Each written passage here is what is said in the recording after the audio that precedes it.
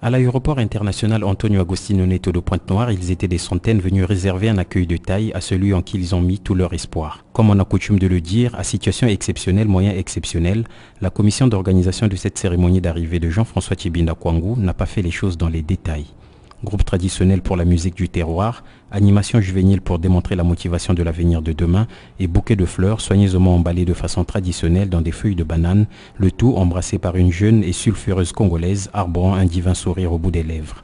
Attendu à 9h30, c'est finalement à 10h30 que Jean-François Tshibinda Kwangu est sorti du salon VIP de l'aéroport sous des tonnerres d'applaudissements de ses partisans.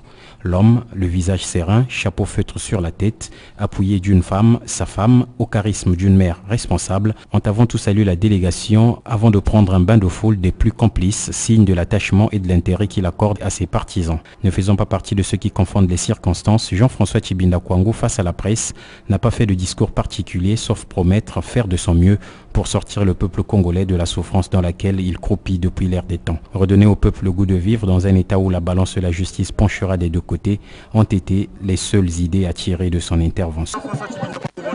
Bonjour. Bon retour à Pointe-Noire. Merci beaucoup. Vous étiez en séjour à Paris, qu'est-ce qui vous emmène en France? Je reviens chez moi. Je suis heureux de trouver tant de monde pour accueillir ma modeste personne. Ça aurait été la même chose si j'étais à Ouando, à Bunji. Mais ici, je vais saluer les populations du Kwilu pour leur dire que je ne les ai pas oubliées, que ces populations ne sont pas orphelines du tout. Je suis là et l'année 2009, c'est une année très importante. Je leur adresse les vœux les meilleurs, les vœux de santé et de bonheur. Cette année va être une année de combat pour libérer notre peuple de la misère, combat pour libérer notre peuple de tous les maux dont nous souffrons. Et je crois que si nous travaillons bien, nous allons récolter les fruits de ce travail. Justement, pour parler de la libération de ce peuple, vous êtes candidat à l'élection présidentielle de 2009. Oui. On peut savoir les motivations qui vous ont poussé à être candidat. Les motivations, parce que vous parlez de motivation, c'est vous parler de tout mon programme. Vous parlez de tout mon programme, mais ce n'est pas le moment. Nous aurons un moment bien spécifique pour parler de mon programme et des motivations profondes qui m'ont motivé. Encore que j'en ai déjà parlé un tout petit peu.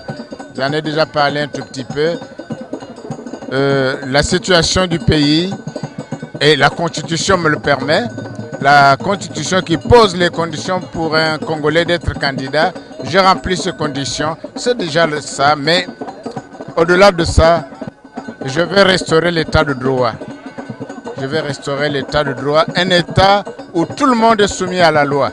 Le président de la République lui-même, jusqu'au dernier né des Congolais, tout le monde doit être soumis à la loi, tout le monde doit respecter la loi. C'est cet état-là dont je rêve et si je suis élu, je vais restaurer l'état de droit dans ce pays. Et pensez-vous pouvoir être à la hauteur du combat que vous avez choisi de... La hauteur, je pense beaucoup plus à vous, parce que moi, j'ai une voix, j'ai une seule voix. Mais si les Congolais m'apportent leur voix, leur confiance, oui, je serai à la hauteur. Je suis à la hauteur d'accomplir les fonctions de président de la République, parce que j'ai une grande expérience dans les affaires du pays. Et j'ai dit à Paris, quand on m'a interviewé à Télé-Sud, j'ai dit que je n'étais pas un homme politique. Je suis un homme d'État. Je veux qu'on respecte l'État, les biens de l'État et que les jeunes soient bien traités. Et avez-vous un message à l'endroit du peuple congolais qui vous suit en ce moment? Le message, c'est que nous puissions travailler pour construire notre pays. Mais un message d'unité, un message de solidarité. Il ne faut pas que chacun se démène de son côté. Si nous sommes ensemble, si nous mettons tous nos espoirs ensemble, nous allons réussir. Mais mon rêve, c'est le Congo.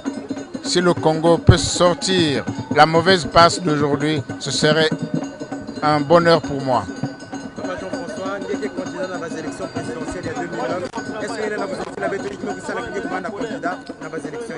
Mais ce que je viens de dire en français, Moumé Wanda candidat parce qu'il faut Après donc cette parenthèse avec la presse, le cortège de Jean-François Kibunda Kwango a serpenté les artères du quartier aéroport pour enfin rejoindre son domicile.